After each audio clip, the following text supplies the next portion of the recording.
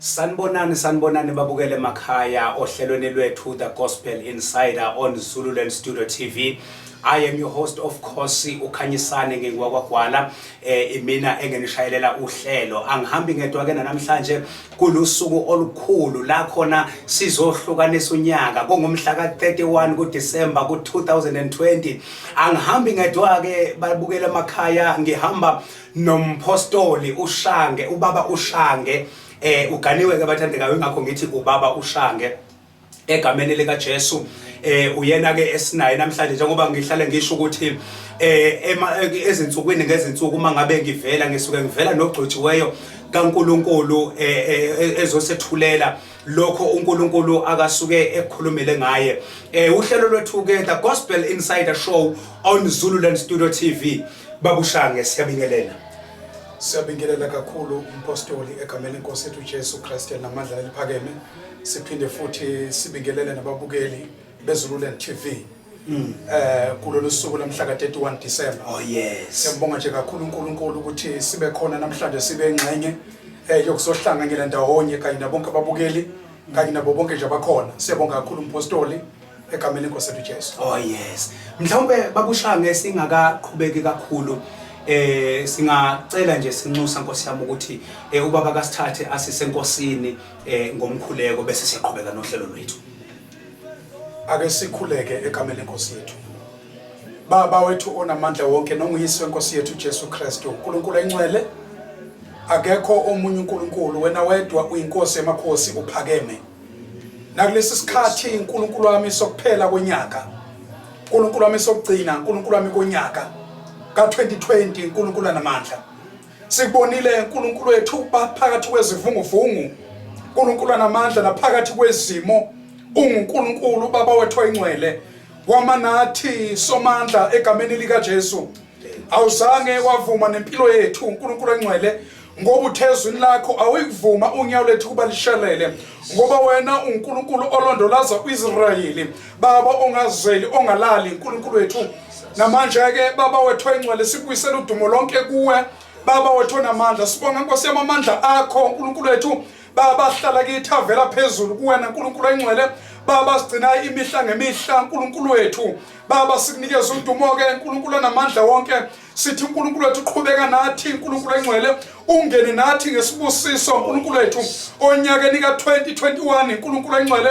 siyaphinda futhi siyakumema empilweni yethu baba ukuba ube uNkulunkulu wethu baba wethu engcwele baba ozophinda hambe nathi uNkulunkulu engcwele baba ozophinde asihole uNkulunkulu wethu baba ozophinde asigcina uNkulunkulu namandla ngegama lika Jesu waseNazaretha uNkulunkulu engcwele siyabonga ukuthi idwala lethu ehlane umpheme ukuphephela isihlangu sethu empini baba wethu engcwele uyithemba lethu baba laphakade elimiyo njalo silithatha indawo uNkulunkulu engcwele udumo lungolwakho uNkulunkulu wethu inkazimulo ifanele ukhosi bukufanele uNkulunkulu wethu ngegama lika Jesu waseNazaretha sithi uyisimanga uNkulunkulu wethu baba wethu onamandla wonke akekho omunye uNkulunkulu ngaphandle kwakho wena uyabala inani leinkanyezo uyibize ngamagama uyazazi zonke uyaguqula unwelele ekhanda lethu yalenza bemhlophe uNkulunkulu wethu onamandla wonke ngegama lika Jesu waseNazaretha sithi hlala nathi ke uNkulunkulu wethu nakulezi insuku siyakudinga baba wethu onamandla ngegama lika Jesu waseNazaretha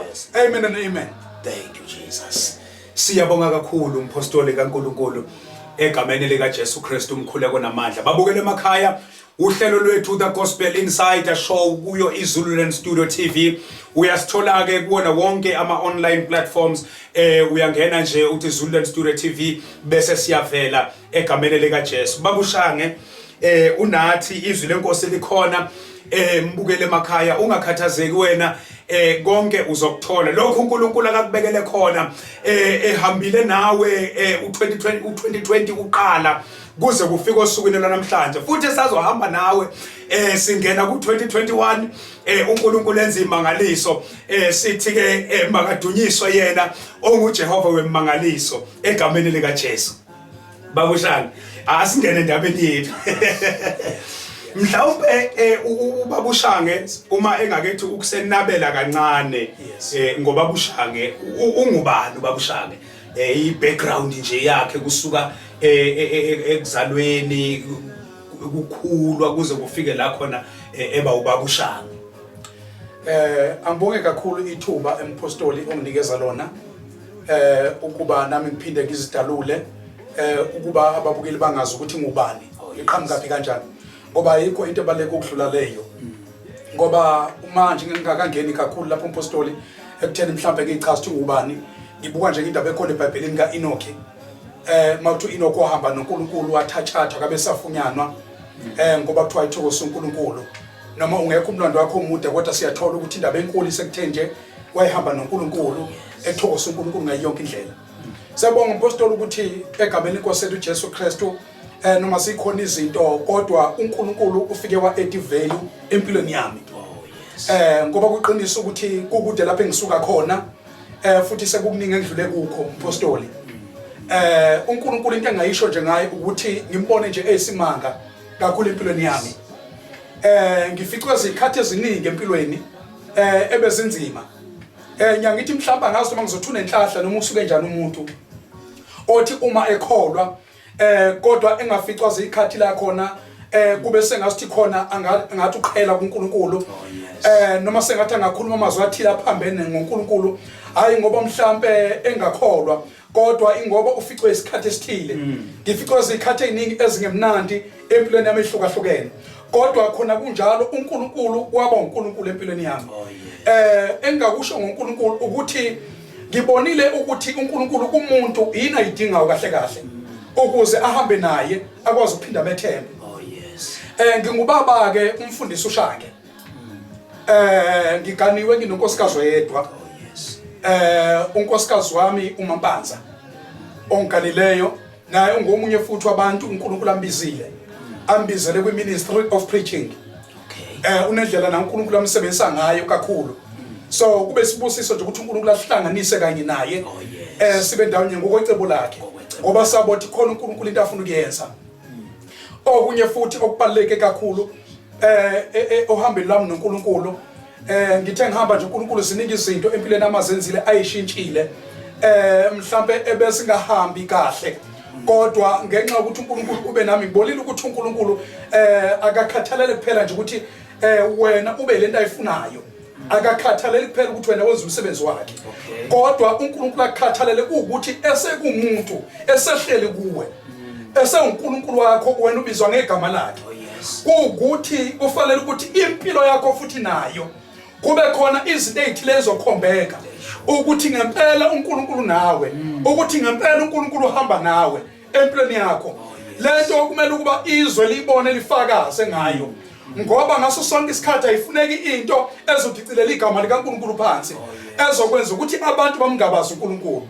Siyabonga ukuthi uNkulunkulu ube umhlobo empilweni yami umpostoli angazi ngamchaza ngayiphi indlela engaphezulu kwaleyo kodwa ngibone ngumhlobo nje othembekile kakhulu kuzo zonke izinto namanje akaza ngilahle namanje uNkulunkulu ngiyabona eqhubeka nempilo yami endleleni. Amen. Okay, inamandla kakhulu le ndaba kuvele kushiseke e-studio uma ngabe kukuza ubufakazi obuyilendlela egameni lika Jesu. Babukele emakhaya ilo uhlelo lwethu The Gospel Insider kuyo iZululand Studio TV sibambeke on any of online platforms siyatholakala nje egameni lika Jesu wena ngena ucheke Zululand Studio TV so bese siyavela. Babushame usuvele wathinta indaba yohambo noNkulunkulu. Yes. Mhlawumbe masingake sihlehle kancane sibuyele kusuka ubabushange esewumfana ngoba akavelanga wawo babushange uqale waba umfana waba yinsizwa wasefika la khona eba ubabushange. Mhlawumbe uma engakethi ukusilandisa kancane ukuhlehla nje ebuyele emuva kusukela ekukhuleni mhlawumbe ukuthi mhlawumbe abe ilo muntu akawuyena namhlanje usuka lapha bese silandela ama tracks akhona. Yebo baba. Ebusheni bami ngikhula ngiumuntu omusha ngingasho ngithi ngikhule ngaphansi kwesandla somzalo oyedwa umama wami ongizalayo ubaba engasekho ngoba beziningi izathu bezikhona mhlambe ngike ngangena kakhulu kulokho compostoli mhlambe kulo background ukuthi kwakwenzakaleni ngaye but zikhona izinto ezithile ngicabanga ukuthi abantu bazazi ehamba mhlambe sibe imbangela ethile yokuthi ingane zingakhuli mhlambe sinabazali abaphelele ikhona iagenda ethayibe kanjalo kodwa ke ngabona ukuthi mhlambe when the time goes on ingilimaze kanjani noma ingaffecte kanjani in my spiritual life, in my mental life, even in my general life. But ngibone ukuthi impilo yami ibikuyimess enkulu kakhulu kusukela ebusheni bami ngoba ngikhule ngaphansi kwesimo esingekho sihle. Lapho sengathi khona bengisibona ngathi angiphelele. Ngenxa ukuthi impilo yami ibinganelisekile ngento ezithile. Ebengifisa ukuzazi ezumgogodla womuntu wonke ophilayo. Nosuke nelungelo lokuthi azi enjoye uma ngabe umuntu omusha. Nosuke enelungelo lokuthi azazi ukuze naye ayibone efana nabanye abantu. Ukuze naye ayibone ewumuntu ofithayo kwi-purpose kaNkulunkulu. But uNkulunkulu khona kunjalo khona lapho uNkulunkulu ube nami ebusheni. Ngakhula ngifunda isikole endaweni esenquthu okuthiwa isemgazi secondary school. Ngafunda khona ngaqala khona kwa grade 8. Ngaze ngaphuma kwa grade 12. Ngifunda khona eMgazi secondary school. uNkulunkulu mayifika wangifica ngikhona ngifunda kuleso sikole ekuthiwa isemgazi secondary school. Lapho ivangeli lafika ngibamba khona. Ngasindiswa khona ngingumuntu omusha nginsizwa. So uNkulunkulu ahamba nami lapho zikhona futhi ezakhona ezayivuka. Nakhona futhi ezayifuna ukuthi ngihlehle ngibuyele emuva. Ezalokhu izingabazisa ukuthi ngempela lento ikhona ngempela. Uma lo uNkulunkulu eyiqiniso, uma lo uNkulunkulu enamandla, wayipho isimo sami esinje siqhubeke singapheli. Why inkinga ebekade ngibhekene nayo ebengizitshela ukuthi ngoba lo uNkulunkulu wamenyezule kimi bethiwa uNkulunkulu okwazi ukusiza umuntu. Wayipho kube khona into eqhubekayo engabonakali inomthelelo ophelayo. Kodwa noma kunjalo ngiyabonga ukuthi uNkulunkulu uye wakhuluma empilweni yami ekhuluma kimi usuku nosuku ukuthi hayi akuphelile. Ukuthi isekhona impumelelo. Ukuthi kusekhona ukunqoba.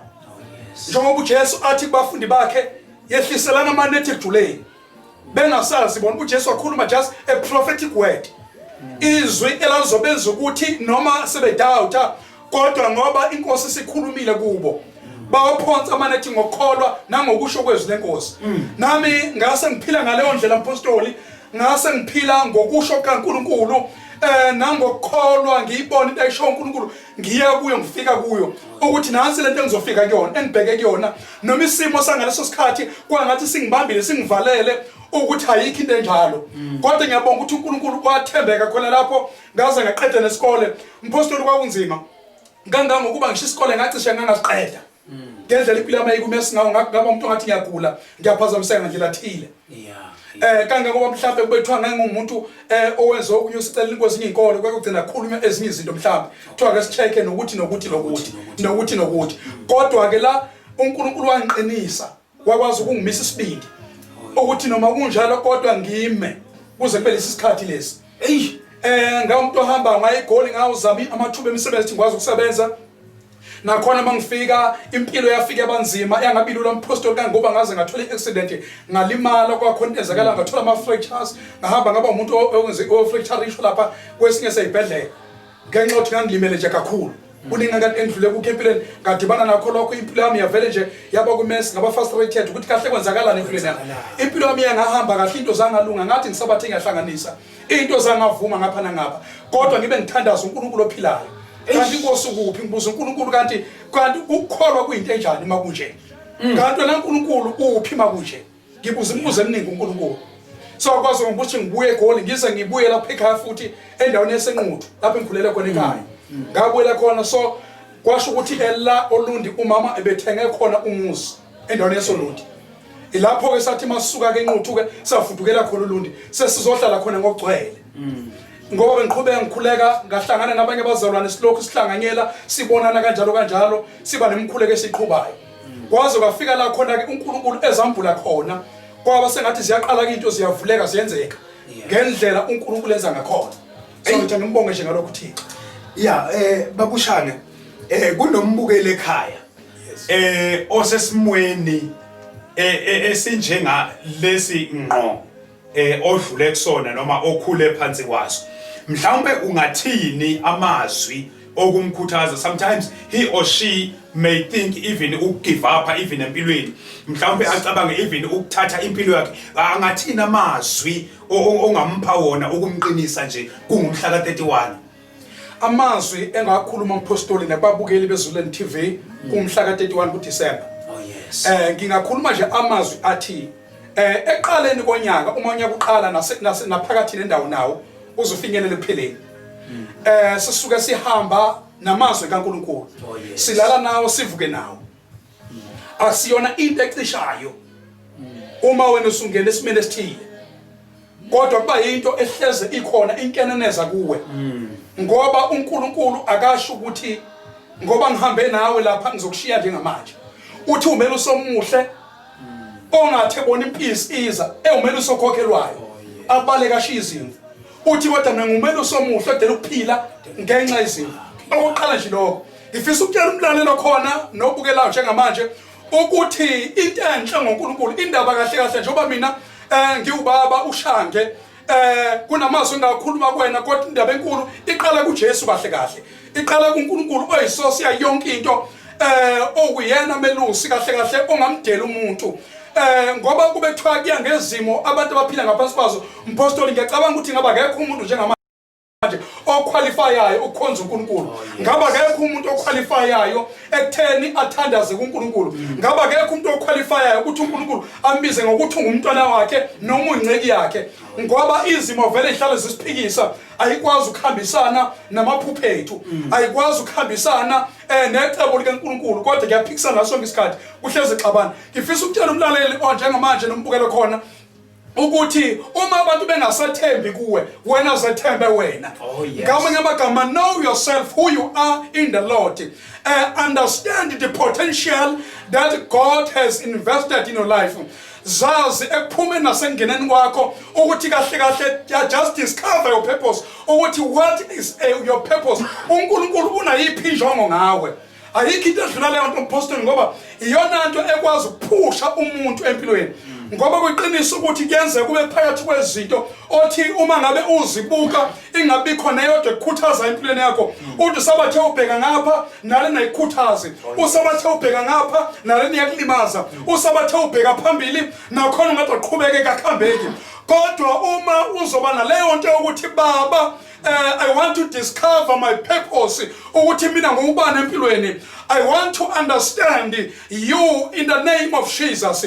Leyo nto ikwenza ukuthi uqhubeke endleleni ibisimo singavumi noma abantu sebeqhelile njengoJobe phela uJobe bamlahla abafowabo bamlahla ngisho abangani bakhe wajikela ngisho nankosikazi wakhe uqobo kodwa kwase kusho ukuthi indoda eyayiqonda ipurpose kaNkulunkulu yathi noma bengasekho abanye eduze kwami yathi kodwa ngizobhekana noNkulunkulu wami ngizobhekana noJehova.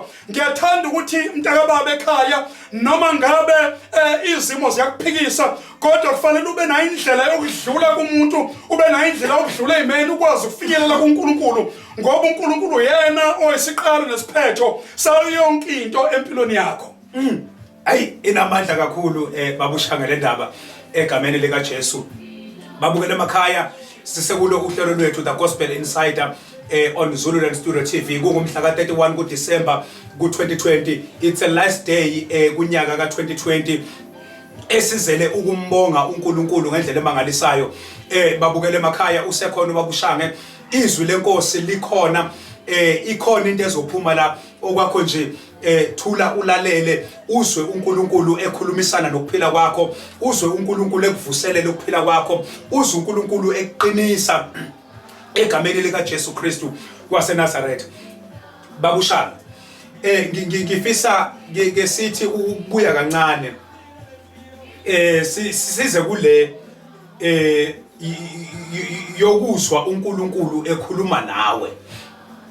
Uyithinte uthe ubusesesikoleni uma uNkulunkulu umuzwa ekhuluma nawe mhlawumbe esigabeni esikanjalo mhlawumbe wathi uma ngabe uzwa kuqala ngesikhathi kuqala kushunyayelwa wanethemba ngokwesimo sokukhula kwakho. Into yokuqala leyo ebuyisa ithemba ukuthi uzwe kushunyayelwa kwabuya ithemba. Yayisiyenza lento ukuthi umethembe lo nkulunkulu. Now usuyamuzwa kusekhuluma nawe kodwa manje nazi izima ayishintshe. Kodwa uyamuzwa yena. Kodwa yakhuluma. Kodwa nazi izimo ayishintshe. Yes. Nanga umbukele ekhaya. Udonsa kanzima. Yes. Usohambweni lobizo. Yes. Uyamuzwa uNkulunkulu. Kodwa manje ngenxa yezimo ezilwa nobizo lwakhe. Mhlawumbe usefisa nokuhlala phansi, mhlawumbe umunye usehleli phansi. Usevele wayeka wakhwitha wathi nje ayikhwithi lento yokukholwa nalento yobizo ngenxa yama challenges. Mhlawumbe ungathini ukumvusa onjalo sisosukweni lokugcina kulonyaka ka2020 sizoqala ku2021 ema-aweni njambala. Mhlawumbe ungathini baba? Mpostoli wenkosi emazwini njengalawo ngiyathanda ukuthi kube nento esiyibukayo uqala. Oh yes. Kule ukuthi uNkulunkulu uthe uma ekhuluma amazwi akhe eBhayibhelini uNkulunkulu ukhuluma ngendlela eningi ezahlukene. Kukhona isikhathi la khona uNkulunkulu ekhuluma khona amazwi dlulisa khona imessage kumuntu yokumqondisa ngqo ukuthi la bengezanga kahle. Kube khona uNkulunkulu akhuluma khona amazwi la khona ezobuyisa khona ithemba kumuntu. Kube khona la uNkulunkulu ezokhuluma khona amazwi athile ngoba ezokwambula into ethile efihlakele kumuntu akade engayazi. Ngalokho ngisho ukuthini? Ngisho ukuthi akekho umuntu osohambeni olithile noNkulunkulu noma onobizo noNkulunkulu. uNkulunkulu asuke engenayo impendulo ethile ngesimo sakhe. Oh yes. Ngoba uNkulunkulu uNkulunkulu ofihla impendulo. But abese kufaka esimene esithile. Okay. uNkulunkulu akakunikezi isimo aphinda akunika impendulo. Uqale azokupheka qala. Okay. Ukuphekela ukuthi wena fika empendulweni uNkulunkulu ayibekile. Okay. Njengamanje uNkulunkulu kukhona into angakwazi ukuyenza. Kukhona abantu othi mangabekhala uNkulunkulu angamkhipha emlilweni. Athulungile khona ulapho. Oh yes. Ngoba uNkulunkulu uyazi ukuthi uma engaya ngokukhala kwakho, uma engaya ngenyembezi zakho, angeke iziyenzeke lento uNkulunkulu ayifunayo. Yo, angeke uzufinyelele ecebeni likaNkulunkulu njengoba linjalo. Ngoba uzophuma uhlaza ungavuthiwe. Ngoba uzophuma ungamazi uNkulunkulu. Ngoba uzophuma ungayiqondi indlela zakhe. uNkulunkulu khona izinto mpostoli mangakhuluma nje yabona ezulwini njengamanje. Okay. Umuntu othandaza uNkulunkulu angisho ukuthi impostoli uNkulunkulu akamzweli umuntu angabe ekhala kuye ethandaza uNkulunkulu uyamzwela. Kodwa kukhona lolu hlobo oluthile kuNkulunkulu lwe-attention olingamisi iprogram esezulwini olingakwazi ukuyimisa. Okay. Ngoba leyo nto uNkulunkulu ijwayele i-common. Ukukhala kumuntu ku-common kuNkulunkulu. Okay. Inkinga zonke zi-common kuNkulunkulu. Ubuhlungu bomuntu bu-common kuNkulunkulu. Into uNkulunkulu ayazi ejwayelekile umhlaba wonke uphila ngalezo zinto. Kodwa yini kahle uNkulunkulu ayifunayo? uNkulunkulu ufuna kakhulu kumuntu ukuthi abe nalento ekuthiwa ama-qualities. Okay. Ama-qualities iwona akhishwa isimo lesengikhuluma ngaso kumuntu. Okay. Esizomenza ukuthi angafani nomunye umuntu. Yo. uNkulunkulu ambone engumuntu ohlukile. uNkulunkulu ambone ngenye indlela. Oh yes. Athi uma ngabe ekhuluma angahlanganisi nomunye umuntu. Angafanisi nomunye. Mayikhuluma ngamadoda khona amadoda akhuluma nawo. Akhuluma ngayiBhayibhelini. Uthi lelizwe leli uthi noma bengamaphambi kwamoDaniel. Oh yes. Uthi kume noNoah, noJobe, uthi bengayibayekela. Wenza isibonelo ngamadoda amathathu uNkulunkulu. Yeah. Kodwa futhi ayekade engafani. So ilento engiyishoyo ukuthi njengamanje akukhathalekile umbukele ekhaya ukuthi njengamanje ubona kuyini engenzeka empilweni yakho nokuthi uNkulunkulu mhlawumbe uyamdawutha ngoba kunezinto esingavumi ukwenzeka ngendlela empilweni yakho. Kodwa ngifisa ukukutshela ukuthi ayikho into edlula ukuthi umuntu empilweni angene kulezo zimo. Bathi akangenela ukufa. Kodwa ungenela ukuthi aphume uthi uNkulunkulu uthi uyabhala incwadi eMahubo uthi wavumela abantu kuba bagibele phezulu kwamakhanda ethu uthi kodwa wayesikhiphele ebuseni okusho ukuthi ngaba emagama ukuba bagibelanga phezulu kwamakhanda ethu ngaba sikhe ebuseni abasifikanga ebuseni okay kodwa kwenzakalela ukuthi sifike ebuseni so nami ngizosho njengamanje ngiyazi kubuhlungu enyameni mawusesesimeni understanding futhi akumukeleki ukuba sesimeni kodwa egcineni uphuma umbongo uNkulunkulu uthi baba ngiyabonga ukube kwangenjena ngabe nama ngifikanga lapha ngaba akukho nje khona abantu umpostoli ohlukezwe abantu wazoba uthisha ohamba ayofunda esikoleni wanquma ukuthi ngcono ngiyothi ngiyoba uthisha omunye wanquma ukuthi ngcono ngiyoba udokotela ngiyozama udokotela abanye kusibona bonke abantu abaphushwe izimo zempumelelo ekutheni bakwazi ukuphumelela ngoba befuna kanjalo kodwa kukhona abantu abaphushwe izimo ebekade bacindezela baze bathi ngikhathele lesi simo manje bathi ngikhathele ukuhleka kwamanje ngikhathele ukuba laughing stock ngikhathele ukuba into engelutho ngikhathele ukuba umbukela phansi ngikhathele ukuba ihlelo emehlweni abantu uNkulunkulu wami ngenelela manje sengifuna lokhu nalokhu empilweni yami baqala lapho ke banyakaza uma zingekho into ezokuzisa ubuhlungu empilweni zingekho into ezokucindezela zingekho into ezokwenza ubukela phansi zingekho izinto ezokwenza ungabi lutho emehlweni abantu zingekho izinto ezokwenza kube ngathi impilo yakhe ixovekile awuyindawo noNkulunkulu awukwazi ukufika etabeni kaNkulunkulu eliphelele kodwa ilapho khishwa khona igiant ilapho khishwa khona lo muntu lo hlobo uNkulunkulu akafuna ukukhipha noma yini umuntu kodwa ufuna ukukhipha isotsha kumuntu lakhe kodwa ufuna ukukhipha igiant yakhe kumuntu akafuna ukuthi kube yilento kuphela akade kufica iyona kodwa khona asuke ezoyikhipha ayizosho la kwena mbukele ekhaya uNkulunkulu kukhona lento nomuntu azomkhipha kuwe kukhona lento azoyikhipha kuwe 2021 siyeza sesifikile ema-aweni ambalwa angemangaki uNkulunkulu ehamba nathi khona into uNkulunkulu azoyikhipha kuwe mbukele ekhaya sisohleleni lwethu The Gospel Insider kuyo iZululand Studio TV la usithola khona kuona wonke ama-online platforms thina nje sihleli nje silinde wena ukuthi ungene usithole ebese siyatholana egameni likaJesu babushange sibuya esikhathini esinzima kakhulu whereby emhlabeni wonke ku-strike i-pandemic kwezwakala whereby many lives were lost onyakeni ka-2020 abahlobo bethu abathandiweyo bethu esondelene nabo zalahleka impilo kwababuhlungu amen kunemndeni evaliwe kwamanye amazwe yavalwa ngehlahla ngenxa yesimo ebesithatha mhlawumbe amazwi kampostoli kuleso simo esikanjalo angathini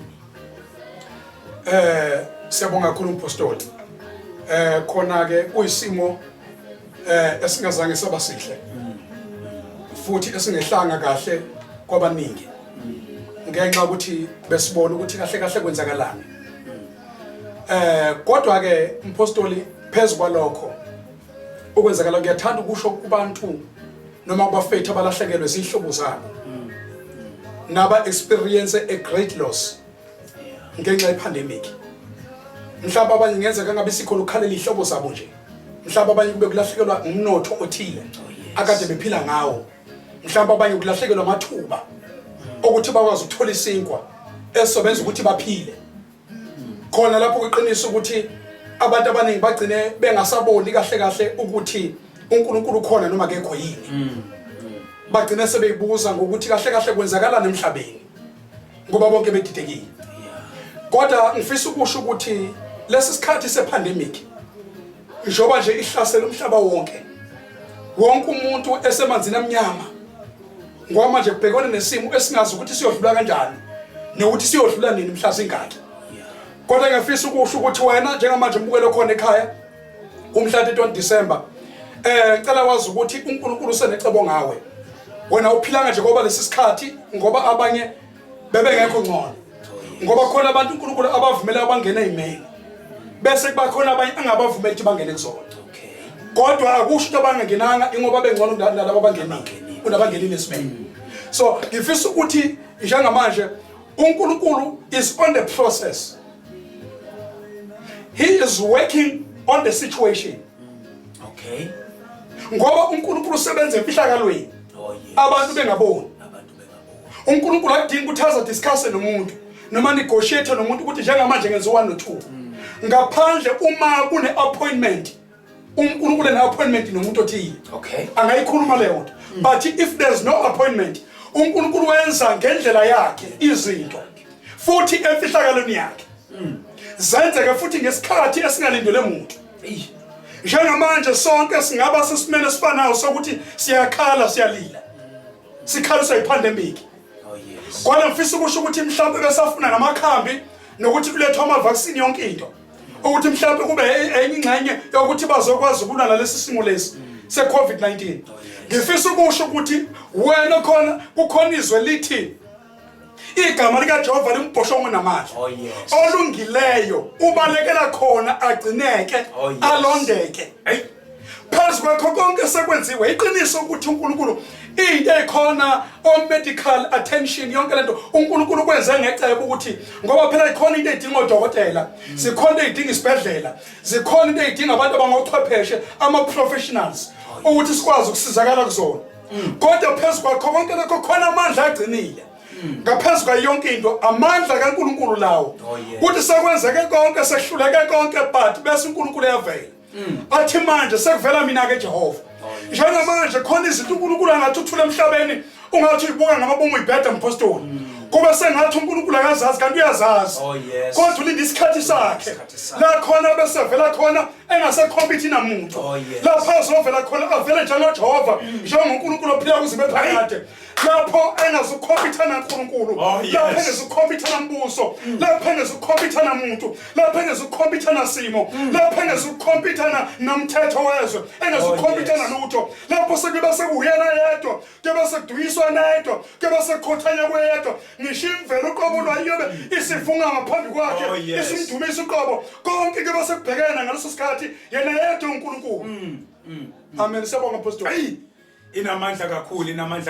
inamandla kakhulu babukele emakhaya yilo uhlelo lwethu The Gospel Insider Show kuyo iZululand Studio TV sibambeke kubona bonke ama online platform egameni lika Jesu sekuyiso leso sikhathi sokuba siye ezwini lenkosi ikhona into ezophuma la njengoba besithembisile ke bathandekayo ukuthi inceku kaNkulunkulu izosipha izwi lenkosi sekuyiso leso sikhathi egameni lika Jesu.